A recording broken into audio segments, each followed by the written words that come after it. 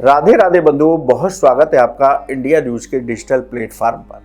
बंधुओं, इस वीडियो में हम बात करेंगे कि गंगा दशहरा का पर्व हमें किस तरह मनाना चाहिए। इस बार गंगा दशहरा की तिथि को लेकर संशय है कि 4 को मनाया जाएगा या 5 जून को। इसके बारे में चर्चा करेंगे। साथ ही बताएंगे कि गंगा दशहरा के दिन हमें क्या करना चाहिए और क्या नहीं, हमें किन वस्तुओं का दान करना चाहिए और क्या विशेष उपाय करने चाहिए जिससे कि मां गंगा की कृपा प्राप्त हो और उनकी कृपा से जीवन में सुख शांति समृद्धि आए।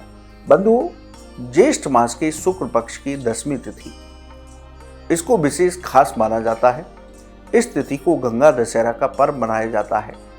इस साल ज्येष्ठ शुक्ल 10वीं तिथि 4 जून को रात 11:54 पर शुरू होगी। 10वीं तिथि का समापन 6 जून को रात 2:15 पर होगा।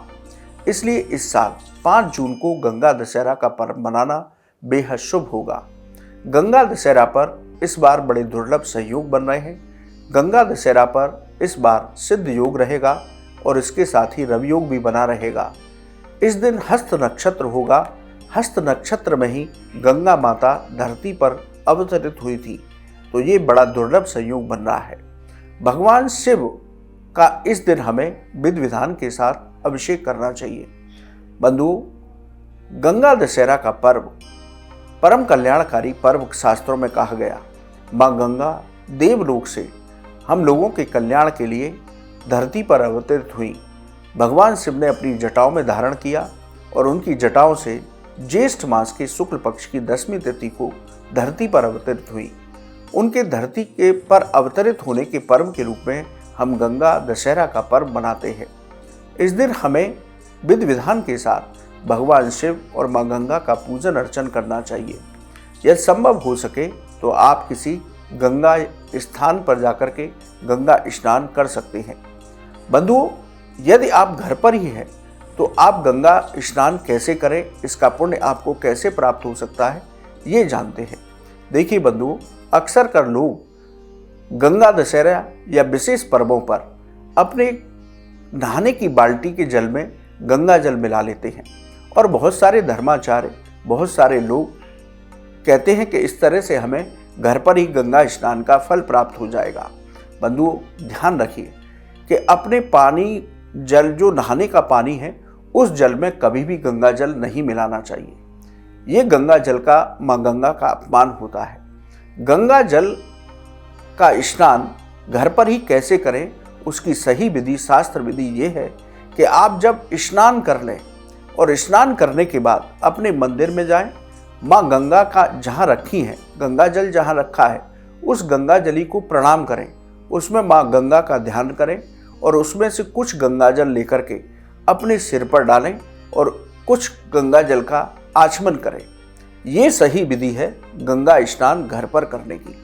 कभी भूल कर भी ऐसा मत करिए कि अपने नहाने की बाल्टी में आप गंगा जल मिला लें, क्योंकि गंगा जल को सिर्फ गंगा जल में ही मिलाया जा सकता है। गंगा जल को किसी दूसरे जल में मिलाने से उस गंगा जल का फल समाप्त हो जाता है। इसलिए यदि आप गंगा दशहरा पर घर पर ही स्नान करना चाहते हैं तो आप स्नान करने के बाद गंगा जल को प्रणाम करके उसको अपने सिर पर डालें, तो आपका घर पर ही गंगा का स्नान हो जाएगा। इस तरह से आप गंगा दशहरा का स्नान अपने घर पर ही कर सकते हैं। बंधुओं, पंचोपचार विधि से मां गंगा का पूजन करें, क्योंकि शास्त्र कहते हैं गंगा स्मरणात् मुक्ति, गंगा का स्मरण करने मात्र से ही व्यक्ति को मुक्ति प्राप्त हो जाती है। गंगा दशहरा का पर्व हमें 10 तरह के पापों से मुक्ति दिलाता है। बंधुओं, हम जाने अनजाने में गंगा दशहरा के पर्व पर इन पाप कर्मों से मुक्ति पा सकते हैं। व्यक्ति अपने जीवन में जाने अनजाने में 10 तरह के पाप करता है।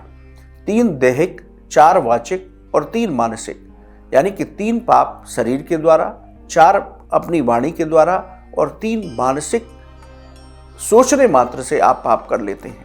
तो इन पापों से मुक्ति दिलाता है गंगा दशहरा का पर्व।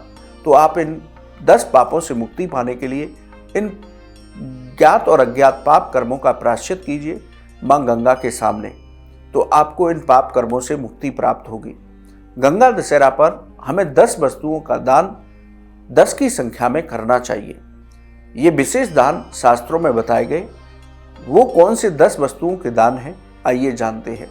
देखिए, आप गंगा दशहरा के दिन जल का दान दीजिए, यानी कि 10 घड़े गंगा जल आप दान कर सकते हैं।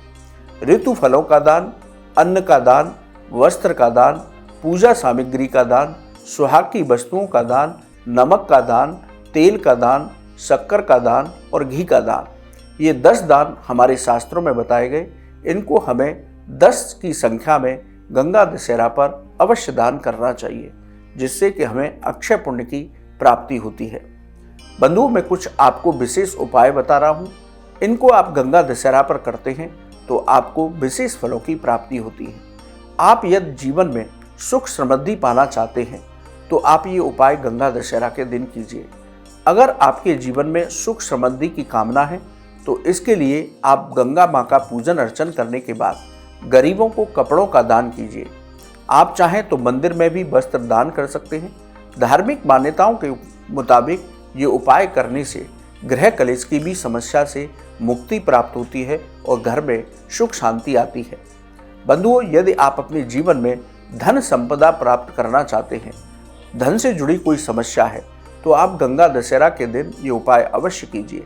गंगा दशहरा के दिन पूजा अर्चना करने के बाद आप अन्न और धन का दान जरूर कीजिए। जो इन चीज़ों का दान करता है उसे शुभ फलों की प्राप्ति होती है।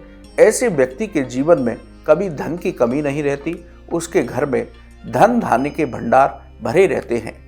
बंधुओं, यदि आपको नौकरी और व्यापार में उन्नति प्राप्त करनी है तो आप गंगा दशहरा के दिन ये प्रयोग कर सकते हैं।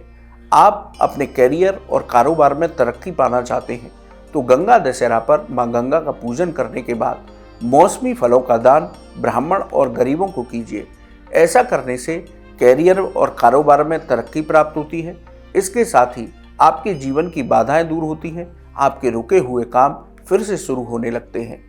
बंधुओं, गंगा दशहरा का पर्व पापों से मुक्ति पाने का पर्व है। आप यदि अपने पाप कर्मों से मुक्ति पाना चाहते हैं तो मां गंगा दशहरा के दिन मां गंगा का पूजन करने के बाद अपने ज्ञात और अज्ञात पाप कर्मों के लिए मां गंगा से क्षमा याचना करें। इसके साथ ही मटके में जल भर करके किसी ब्राह्मण या किसी गरीब को दान दें। ऐसा करने से पाप कर्मों से मुक्ति प्राप्त होती है, धन का भी लाभ आपको होता है। तो गंगा दशहरा के दिन आप इन प्रयोगों को करके अपने जीवन में सुख शांति समृद्धि ला सकते हैं। तो बंधुओं, विधि विधान के साथ गंगा दशहरा का पर्व मनाइए और मां गंगा की, भगवान शिव की कृपा प्राप्त कर लीजिए। आपको ये वीडियो कैसा लगा आप हमारे कमेंट बॉक्स में लिखें।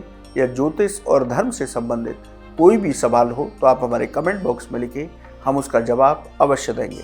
आप हमारे चैनल पर जुड़े, आपका बहुत बहुत धन्यवाद। राधे राधे।